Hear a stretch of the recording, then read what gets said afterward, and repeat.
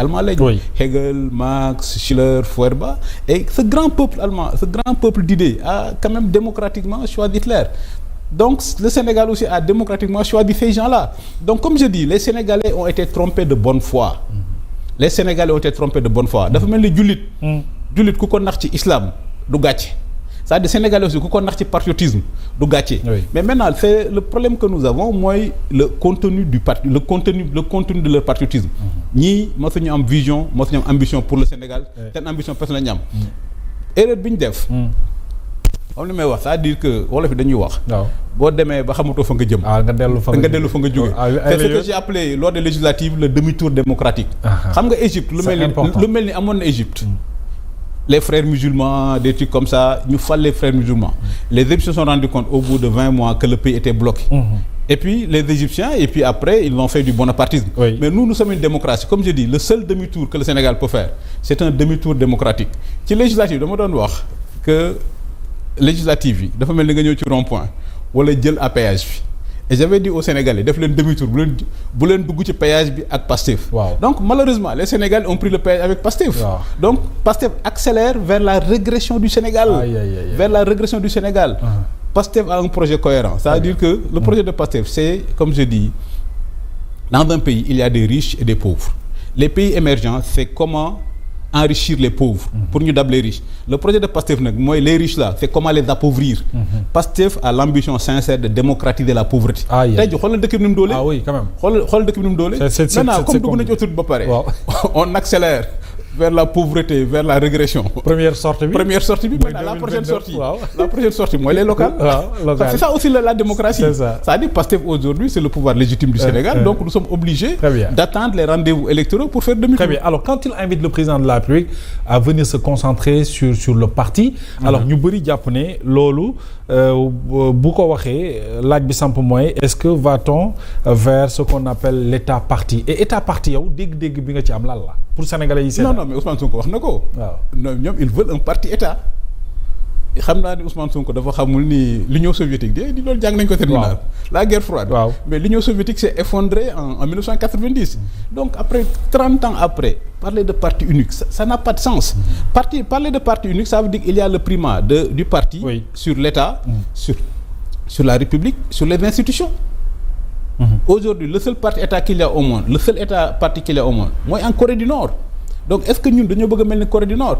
ñoom bu ñuy gouverner depuis 20 mois état bi di leen obéir armée bi leen obéir ñëpp leen obéir mais c'est parce que nous avons un état de droit. Oui. Nous avons un état de droit.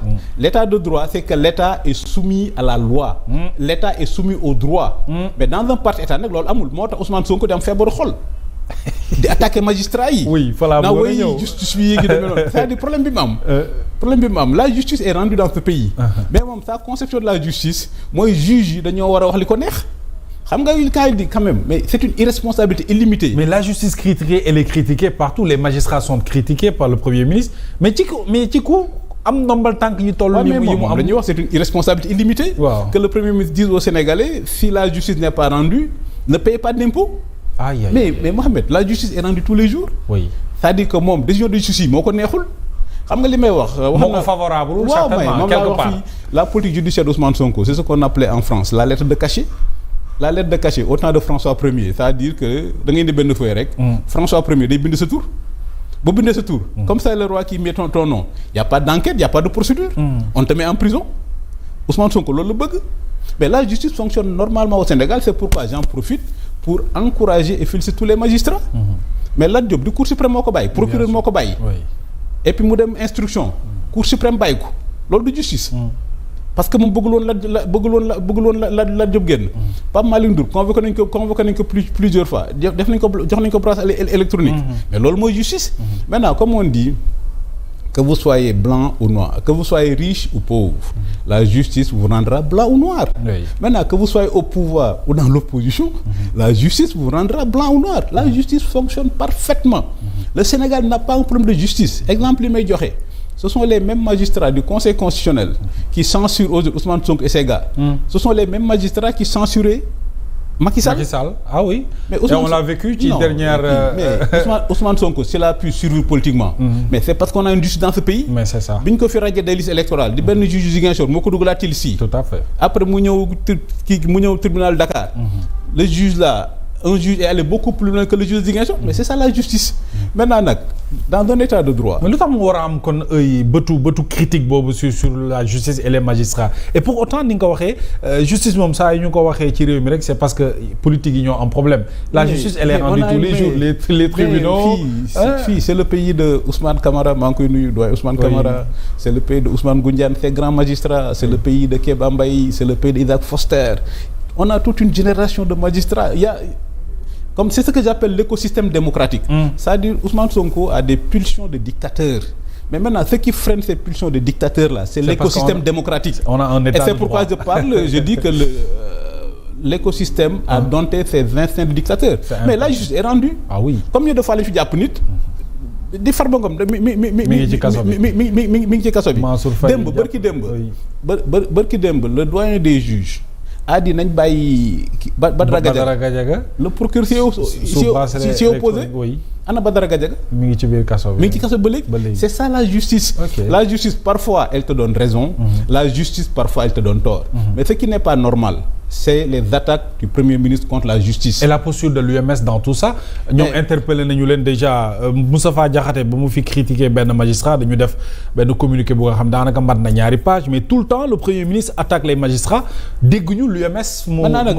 C'est ce qui inquiète les Sénégalais quelque part comme le dit Babacar Ba Forum du Justiciable. Mais il y a de quoi s'inquiéter. L'UMS est une association privée dont la vocation est de défendre les magistrats. Mais quand même. Donc maintenant il ne faut pas que les gens de l'UMS pensent que les gens vont mener le combat à leur place.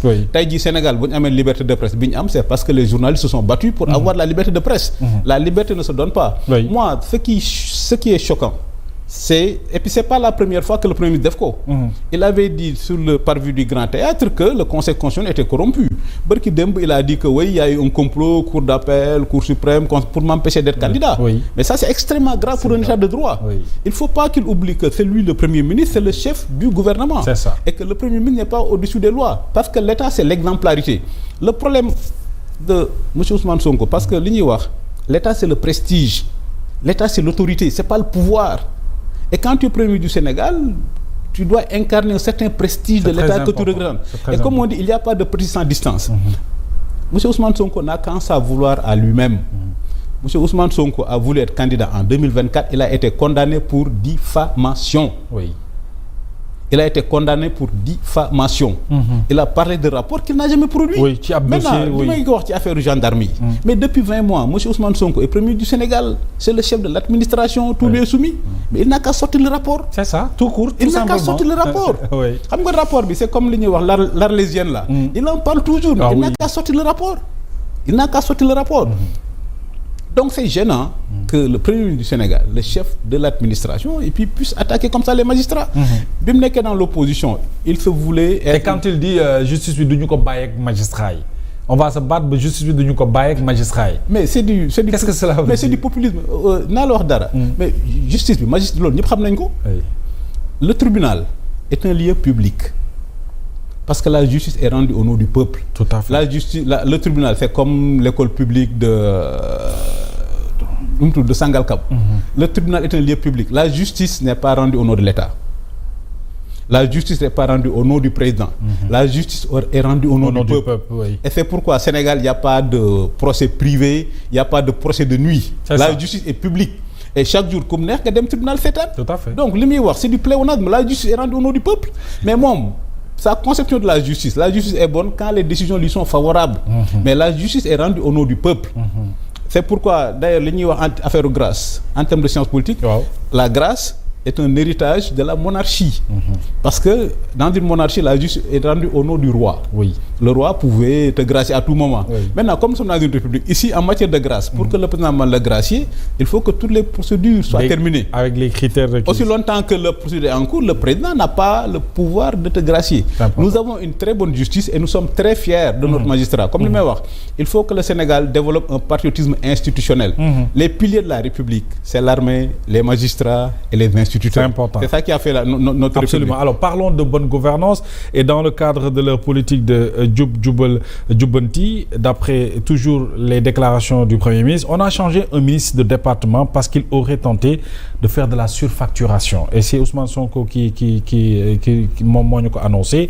Alors est-ce qu'il y a une cohérence loolu? Mais c'est du Sanex. Mais Sanex bi yow mu defoon na liggéey mais Mohamed, un premier ministre ne déballe pas. Un premier ministre agit. En toute responsabilité. Non, mais un premier ministre ne déballe pas. Un premier ministre ne dénonce pas. Un premier ministre, il agit. L'action. C'est-à-dire Pastef loolu moo leen manqué. Ce qu'on appelle l'action. Un premier ministre, il agit. Yow gis nga tel ministre, tu es le chef du gouvernement, a fait la surfacturation, mais prends des mesures. Tu n'as pas besoin ñëw ci rassemblement bi di ko fa wax. Pour wax ko. Tu as fait rassemblement bi. Waaw. Li wane amul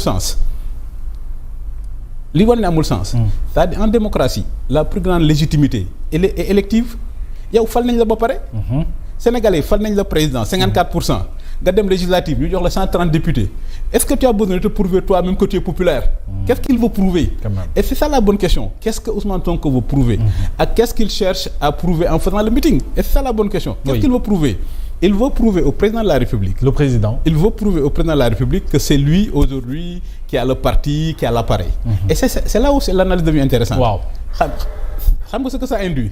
Mais ça veut dire que donc Sénégal, de fait, nous sommes dans un régime de cohabitation. De cohabitation. Mais bien sûr. Mais aujourd'hui, il est manifeste que le président et le Premier ministre ne sont plus du même camp. Parce que si le Premier ministre veut prouver au président que oui, c'est moi qui contrôle le parti, c'est moi qui contrôle l'Assemblée nationale, il faut faire ce que je dis.